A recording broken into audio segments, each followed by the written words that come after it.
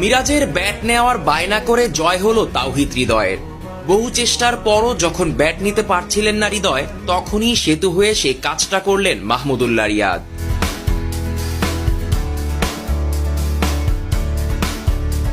শুক্রবার মাঠে নামছে মিরাজের বরিশাল আর হৃদয়ের কুমিল্লা। প্লে অফ নিশ্চিত ভিক্টোরিয়ান্সদের।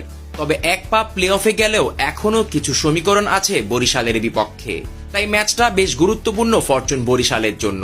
তবে কুমিল্লার জন্য এই ম্যাচটা ততটা গুরুত্বপূর্ণ না হলেও তাওহিদ হৃদয়ের কাছে এদিন গুরুত্ব পেল মিরাজের ব্যাট। কিছুদিন আগেই রিবক ব্যাটের সাথে যুক্ত হয় মিরাজের নাম। মিরাজের সেই ব্যাটটা হাতি নিয়ে মনে ধরে হৃদয়ের। বারবার সেই ব্যাটটাকে নিয়ে নানা পরীক্ষা নিরীক্ষা চালান এই আন্ডার 19 চ্যাম্পিয়ন। বেশি ভালো লেগে যাওয়ায় ব্যাটটা